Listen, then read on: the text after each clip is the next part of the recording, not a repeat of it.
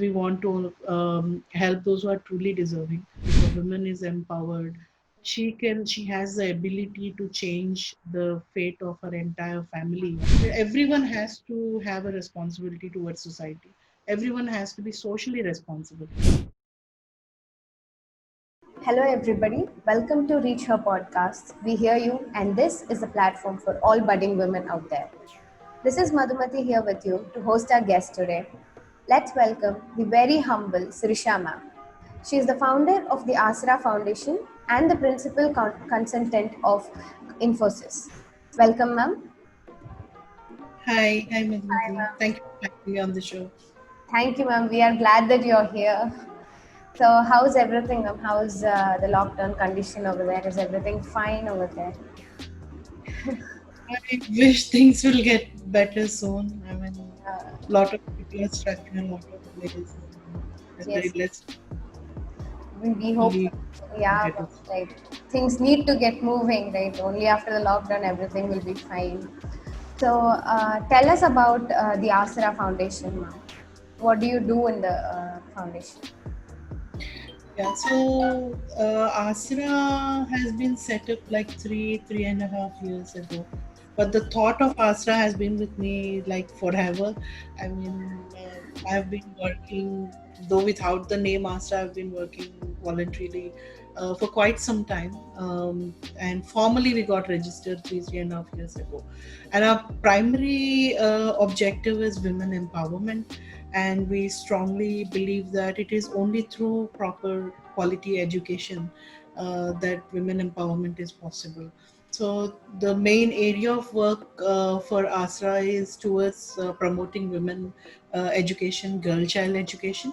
So when I say education, it is not just academics, but it is the all round education. Like we also help the schools with enabling libraries, science labs, computer labs, physical education equipment, and also towards health and sanity, like separate toilets for girl students, and availability of sanitary products for the girl children. So it is primarily creating a very safe, healthy, and comfortable environment for girls to pursue their education. That is the primary objective. And now recently, like from past 2 years, we have extended this beyond girl children to specially abled, like physically challenged or visually impaired people. We have extended our support to them also.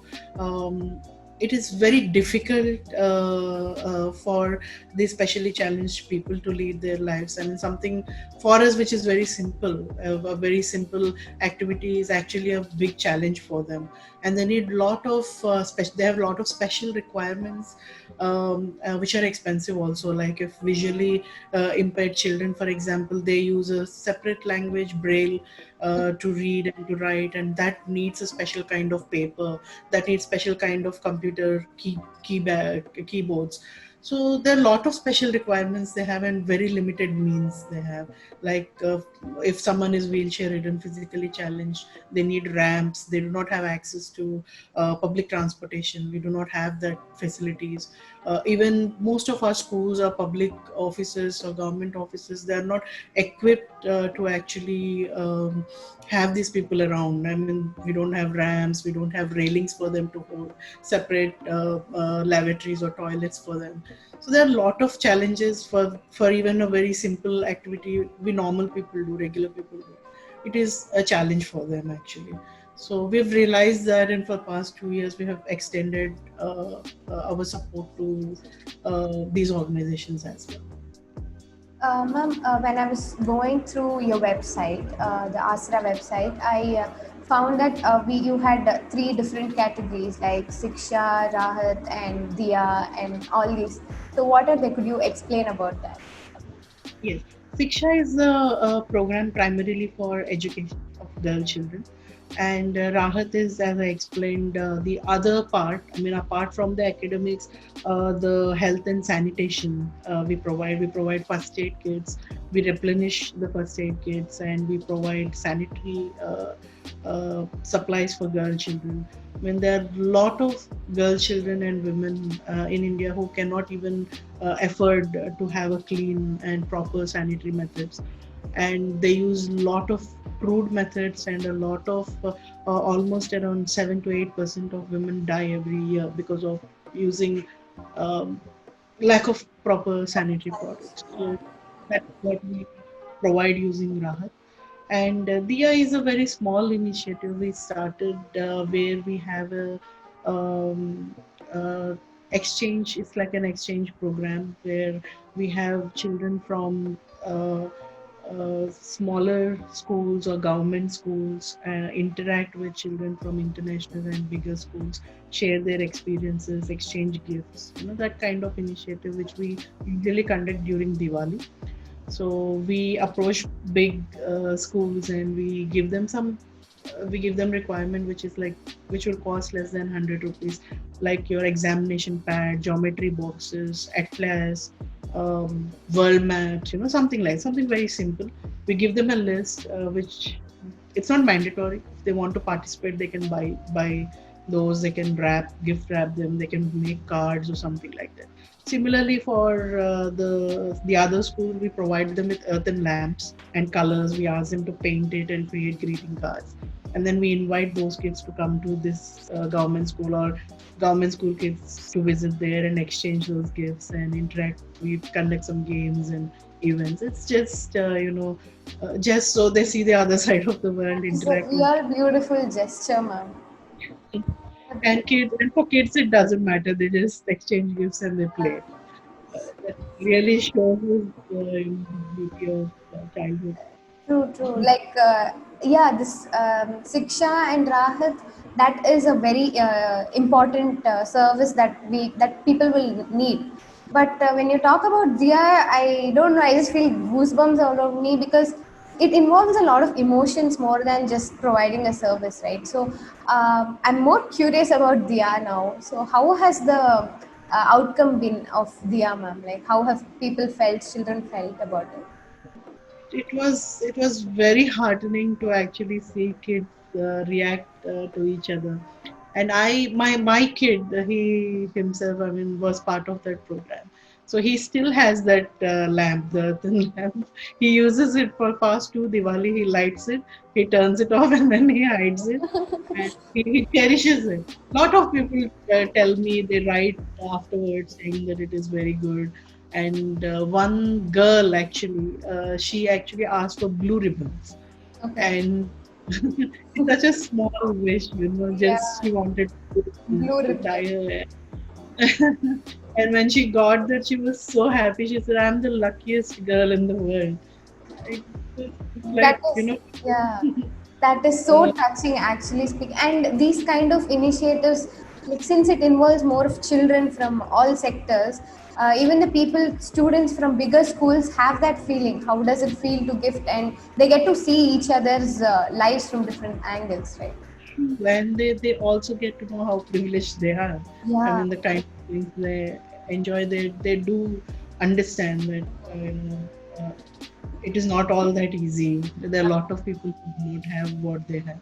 It, So it's revealing for them too.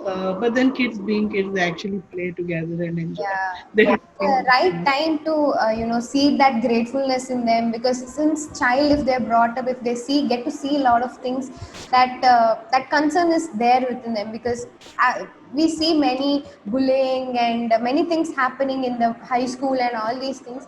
If these initiatives are brought in, it is really beneficial even for the privileged children along with them. So True. thanks for that. Thanks for that, ma'am. So you said that you've been doing this even before this 3.5 years, right? So how do you reach out to these kind of people? How do you identify that they need help, and how did you go approach them, ma'am? See, initially I also did not know where to start, so I just blindly went to all schools nearby where I stay, and I started telling them I want to help in some way or the other with education, with with all these activities. It took some time for me to figure out how to exactly put a process to it. But I started just like that. I just went and approached schools, and I have to tell they have been very, very, very helpful. The schools, the teachers, a lot of students I fund now. I get the references from teachers. In fact, very recently, from past 2 years, we are funding 20 girls from a small town in Andhra Pradesh. So the teacher actually she was in one of the lectures that I've delivered somewhere, and she heard that she remembers our foundation name.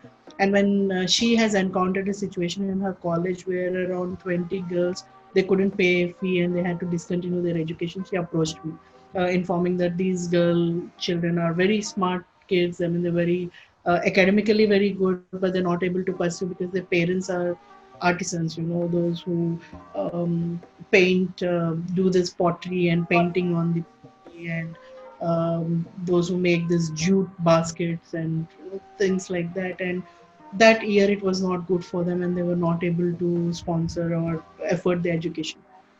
So in fact, she reached out to me, and we were able to help them. It's the second year. I think one more year they will be out of college, graduated also. So many teachers are there, many principals are there who reach out like that. And there are many schools where I went who keep aside some seats for free, Yeah. because I am funding for education from our organization. There are some schools which offer seats for free. They'll ask only one thing, that you bring the truly eligible people, truly Yeah. deserving people, and we are willing to give the seat. There are schools like that. There are teachers like that. There are parents, particularly women. I see. I mean, the mothers, even though their fathers are, they drink and they don't come home frequently. They're very children there, but their mothers are very determined to get their children educated. So they come and meet us, and that is how we get to know. We do our interview process though, because we want to help those who are truly deserving. So we do our interview process, we get their academic results, we get their income certificates, and then we Now, ma'am, given this COVID situation, we see like the worst hit people are people below the poverty line because, may it be in terms of health and sanitation or in terms of their financial stability, everything is very getting bad for them. So after this is over, when they'll have to, when they need help actually, and they especially for education, if they have to reach out to you, is there any means that they can reach out to you? How can they reach out? Yes, they can reach out to our telephone number, or through online, or primarily to phone. Those who cannot go through online, they can reach out to our Asra helpline number as well as the WhatsApp number, and we'll try to help as much as we can. Thank you, ma'am. So now you've been doing this since quite a long time, but officially it's just 3.5 years. But even before that, how did you get inspired? I mean, when did you get this thought that you will have to do it, and from where did this come? It's partly my own struggle. My father was an advocate, and he also led a. I mean, he was from the beginning. He was a social worker, and he used to do a lot of help and a lot of legal advice and legal services. He used to provide to women particularly, and I very vividly remember him telling me that if a woman is self-sustained, if a woman is empowered, she has the ability to change the fate of her entire family, her children, and the generations to come. He strongly believed in that. He always used to tell me that. I never understood it that time, but then while I was studying, he passed away, unfortunately. And after that, I myself had a lot of challenging experience pursuing my education. And academics are very expensive. Those who, I mean, usually people won't think of it that way because their parents pay for their fees. So we don't even have an idea how expensive they are. but they are very expensive. And I had my own struggle and story completing my education, partly full time, and later I started working, and then I did uh, few of my degrees, my MPhil or my IIT diploma, everything I did it um, through correspondence because I couldn't afford full time. So I had my own struggle. So that is when that day itself I thought that I will come across this, I will earn some money, I will become self-sustained, and I will help at least 10 women like me was the target I had. That is what, with that target I started. Now it is like 10 times what my target was. So it will be 1,000 times and more. We also hope for it, and you what you are doing now is not just what you wanted to do. You are inspiring more people, ma'am. Like just with this, I'm stuck with this Diya concept. I mean, you are telling that to your to the children right from that age, like what your dad told you. Now you're telling it to somebody else, and it will surely grow with them. As they grow up, even that concept is going to grow with them. Uh, Yes, ma'am. So, talking about your career at Infosys, ma'am, you see this age, like many people shift their jobs within like 1 or 2 years or like that. But you have stayed with Infosys for 8+ years by now. So, how was the journey? How what is your experience there? Yeah, I think it's more than 9 years now in Infosys, and overall, I have around 15 years experience in IT. Um, I have learned a lot from IT profession. Particularly, you get to meet with a lot of different types of people, different cultures from all over the world, and you get to meet them. You get to discuss solutions, and it really opens one's limitations, one's horizon. It really opens up a lot of space, and you get to see I got to do a lot of things I never dreamt of or I never did before. So it is a very enriching experience, and I love my job at Infosys. It is not only a breadwinner for me but for a lot of A lot of people. the girls. Yeah, it changed life, and I'm very thankful to my company and to all my colleagues and my managers for giving that opportunity to me. And it's a very enriching experience working in IT industry. It gives a lot of confidence. It gives a lot of boldness, to just step in and Yeah. get things done. True, true. Because IT sector is a breakthrough because all these traditional kind of companies, you take mechanical or manufacturing or any such companies, those are all mostly dominated by men. So when it comes to IT, it started off being like a breakthrough for people, and everybody started coming in. So, ma'am, throughout your 14 years of experience, did you face any concept, anything called glass ceiling? Because most women, even at the powerful positions, are talking about this glass ceiling. So, did you face anything? What was your perspective? See, a woman's life, particularly in India, and a working parent, working parents like working mothers life is always difficult. It is not easy. That's one fact. There is no sugarcoating to it. It is definitely tough. They definitely will be biased at some stage or the other. And whatever work area it is, it's not just IT. Any work area, not only in work, and in the whole society, you have kind of stigma associated with women doing something, women being forward, women leading. Yeah, It is always there. Um, Having said that, what we are fighting now, our fight now is even more difficult because what we are facing now is something called as second generation gender bias. Whereas earlier it was the first generation bias is like where your forefathers, my forefathers, or even sometimes, even now in some rural parts of India, we have people who tell you straightforward, you are a woman, you can't do this, yeah, you shouldn't be doing this, you should be wearing like this, you should be saying like this. That was the kind of bias we had, or even in some places it is still there. But what we face now as working women is a second generation gender bias, where the bias is not visible. It is actually invisible. I mean, people don't come to you and say, "You, I'm not giving you this opportunity because you are a woman." They won't say that. At Yeah. some point, then you'll figure it out. Okay, I didn't get this because of this reason. Yeah. It's more difficult because this is here the enemy is not visible. You do not know the You enemy, know so it is your actually enemy. right there. And when I say enemy again, I'm not trying to brutalize men here. It is not that they're consciously doing it. So this second generation gender bias is mostly one, it is social stigma, and two, it is unconscious bias. They themselves do not know that they're doing the bias. True. Like, for example, if there's a very senior manager or a leader who starts some initiatives. So ideally, he goes for a fag or for a coffee with some of his junior colleagues, ideally men, because you're comfortable calling them for Yeah. a coffee.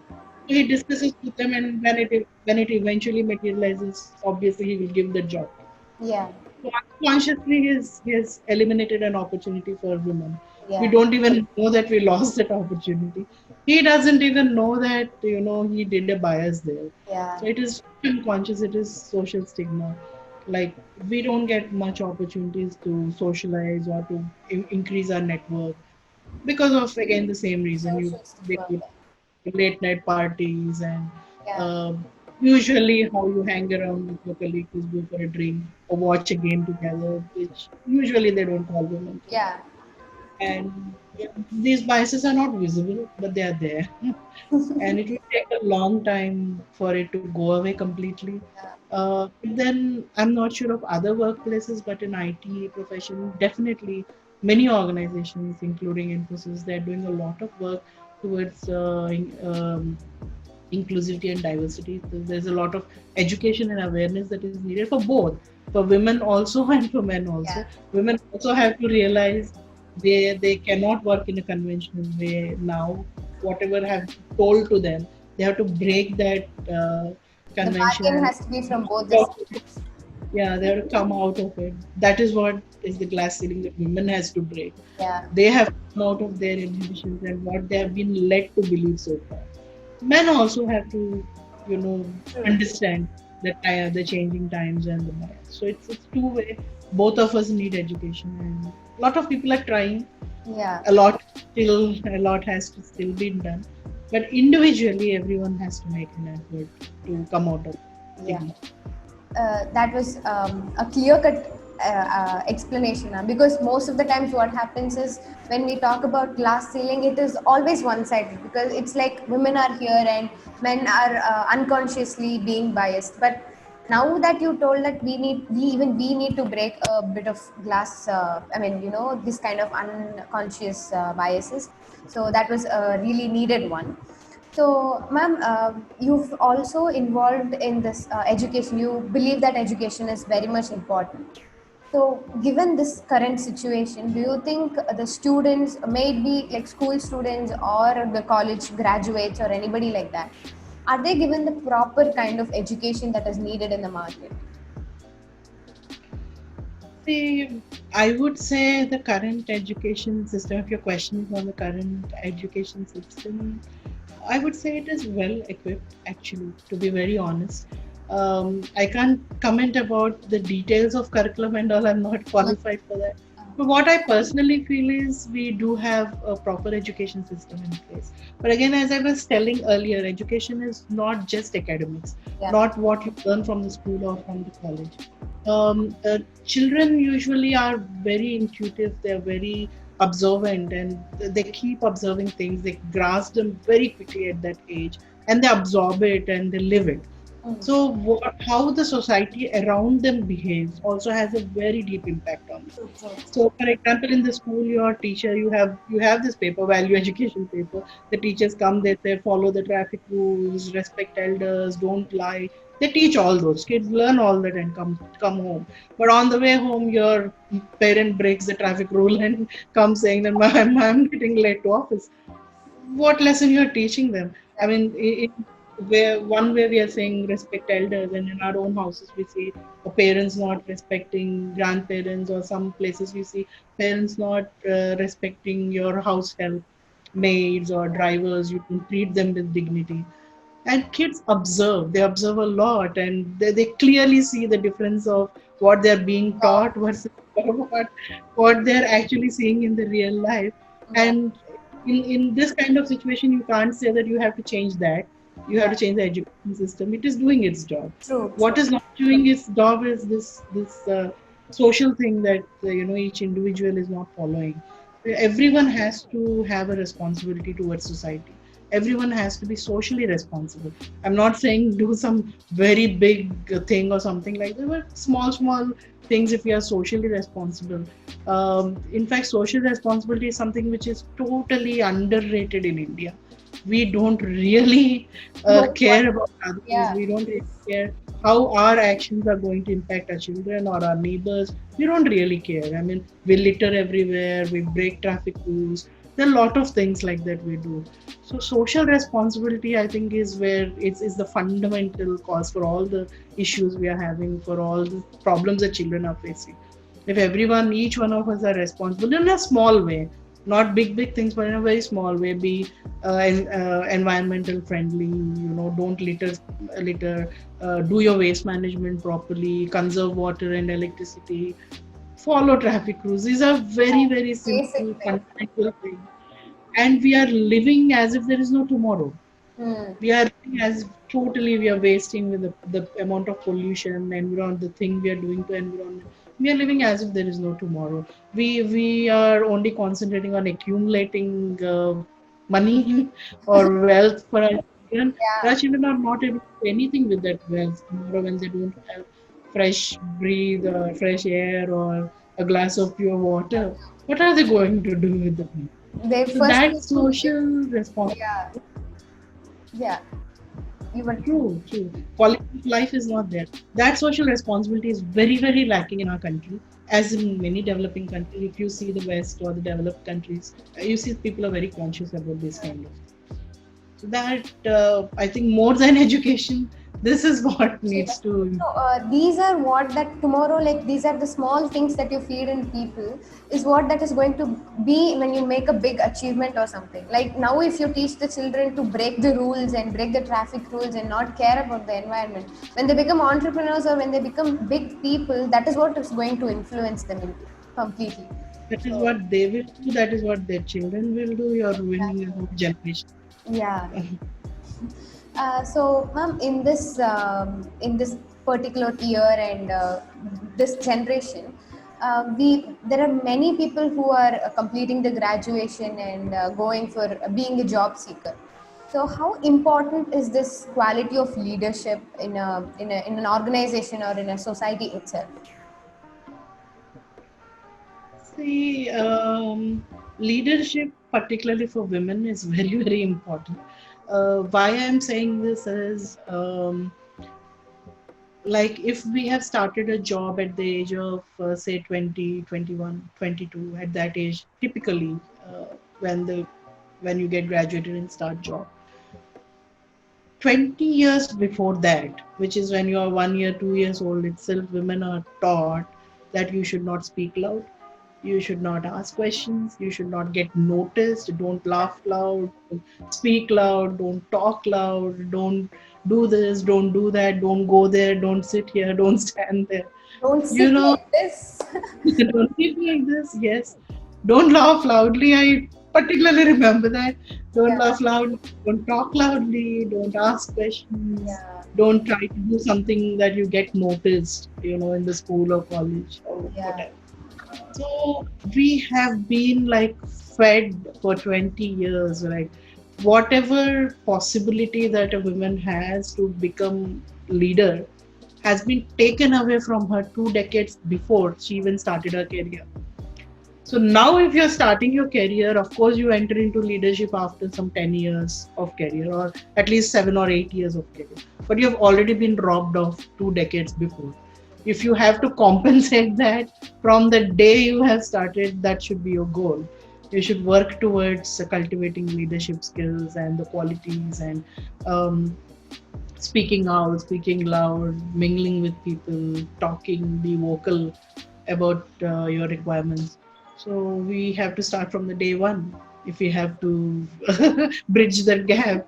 True. So This yes, is it is our very, very. contribution. I mean, this is our contribution to break the ceiling. Like, if you don't want the ceiling to be there, then you will have to cultivate this habit that you've lost 20 years before, right? That, Uh, that's the fact. As I said, there is no sugarcoating. yeah. Uh, we are in unfortunate times, so yes, we have been wronged, but we can't cry about that. We So we need to have to make do changes it. happen and let us initiate it. Like, now I think the things are changing, and with the children from this age being taught of many things, I hope in the future they really bring a change and make this a better place. um, True. Ma'am, and in Infosys, you're much into the technical part of the business, right? You consult and you make you're more of a technical person. But you have written a book on sales. Co-authored this Decode Sales. Like, what made you write a book on sales? The book is sales decoded. See, management at any point of time, I mean, once you reach a certain level of experience, it is all about revenue. How much revenue you're going to bring in, whether it is direct sales or indirect sales, or whether you're directly selling to customer or whether you're just upselling your products. It is all about revenue. It's all about how much revenue you're earning. So sales is an integral part of everything. It's not just technology or management or IT, non-IT. Sales is an integral part of every employee's life. Everyone has to sell themselves first, then they have to sell the product or the service. Sales is integral. But this idea to write a book came sometime, some 7 or 8 years ago. I think it's back in 2011 or 12. There was this huge um, propaganda in the market. There were many people, many books written, many people started giving shows and lectures about how to be a millionaire, how to earn your first million, how to get rich in 100 days, how to get rich quickly, how to be rich, how to earn sales, how to do this, how to do that.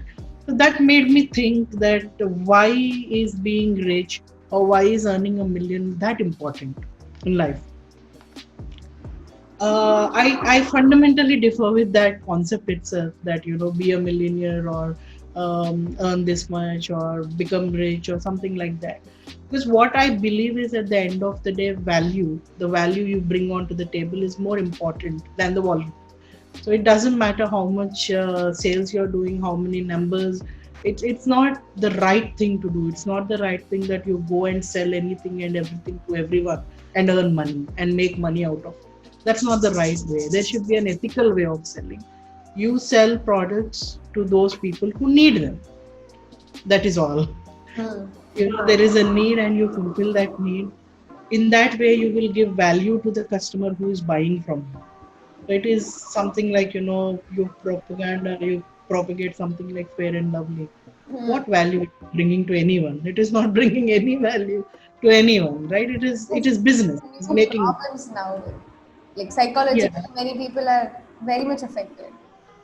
And what is the value? I mean, you're not creating any value out of it. Yeah. It is not anti-acne cream or something like that. You have a rash, you use it, it goes. Then I would say, yes, this is the value it is bringing. Hmm. So that value is what is fundamentally missing nowadays in business. That is why we have businessmen who are doing such unethical businesses, and their only purpose is making money, not to actually be of help or bring some value or difference to the society. So they usually plunder our natural resources, repackage, sell it to ourselves, make money. So that is not, that millions are actually not the right millions, and that is not the right way. We are not teaching our next generations a good point. So Yeah. that made us right here before it. I'm not saying you should not do business. I'm not saying you should not earn money. Do it ethically is All what. I'm saying is do it in a right way. Keep value on top of it. The value you're bringing, the change you're bringing to the business person. Whoever is your customer, whatever you're doing should help him improve his business. It shouldn't, just make you money. True, true. So once you bring that value, money will follow. Money will automatically follow. So it depends With that, upon. Yeah. Sorry, ma'am. we wrote that book with that intent. Oh, fine, fine. That is a real nice intent because, as you told, it's not just so many years back. Even now, even if you scroll through YouTube, now that from books and movies it has come to YouTube, it is even more reachable. That most videos are like how to make money in short span and all these things come. So I hope this book adds that book does add value to everybody who's reading it. So, ma'am, now you've been through, I mean, you've had your own struggles and you've been helping people to do it and you are doing your contribution. So, what are, if somebody reaches out to you and tells you that these are the problems that one is going through, or maybe in terms of personal life or in terms of business, what advice would you give them to keep going? Uh, to, I mean, for the, it depends on the problem. I mean, They, how do you? It can be anything, ma'am. Like how do you motivate somebody to be a better person or something like that? okay. See, there are three important things. What I always tell my team also at whether it is at work or at Asra. Uh, One thing is we usually think our circumstances, the situation we are in, or are brought up, or whatever it is what makes us.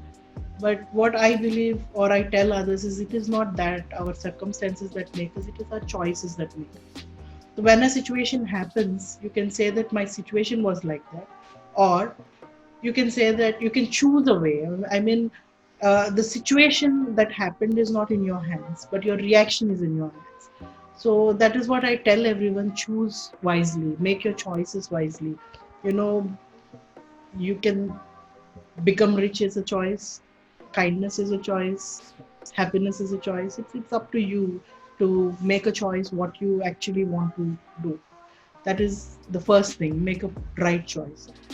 And the choice should be right. You have to do what is right, not what is popular or not what is easy. You Yeah, should do what is right, and that takes a lot of courage, and that takes a lot of effort and guts to do it. But you have to do it. yeah. So that is what I tell. It's not an easy way to go. To right way is always not the easy way. We have been told from our childhood the right way is Ways the not the easy way. easy way. Yeah. That's the only way. Ma'am, so what is success, ma'am, to you? How do you define success? um, it's very difficult to define success because see, I never understand that also because no matter what we put as a target, say we have some target, and success means you reach the target and you feel you're successful. But then if you see you reach the target, the immediate thing what you do is you set another target Yeah. and you reach that other target. So there is no end to this Success. cycle. Yeah. So it keeps going. It's you keep a target, you reach it, you find another target, you reach that. I think it's an endless process.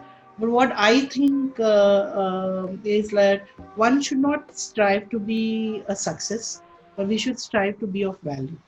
So whatever we do, whether we are successful, we are not successful. I mean, success has many definitions, right? If you ask uh, someone from today's generation, maybe they think this is I get my first million when I'm 30 years old. That is success for me. Success. So someone might think I buy a house. That is success for me. Someone might think I have this much amount in my bank. That is success for me. What I think is success should be measured in terms of value, not not the numbers. So, how much value you have brought in into your life and into the lives of others? That to me is what is success. So, I always tell we rise by lifting others. Yeah. So, I think to Nobody me has that become poor by giving it, ma'am. is true. Yeah. So, thank you so much, ma'am. This session itself, I'm sure this session has added a lot of value to the viewers. And most of the concepts that you have spoken, may it be in terms of glass ceiling or may it be in terms of ethical businesses that you do, that is the right thing to do, in my perception too. So, I hope this reaches the right audience the right way. Thank you so much for your time, ma'am. And this has been a real fruitful session for us. So, Thank you for to the audience, thank you for staying with us. Thank you. I hope this session has added real lot value to you. Stay tuned till the next episode. And this is Madhumati signing off from Reach Her podcast. We hear you, and this is the platform for all budding women from across various industries and fields. Thank you.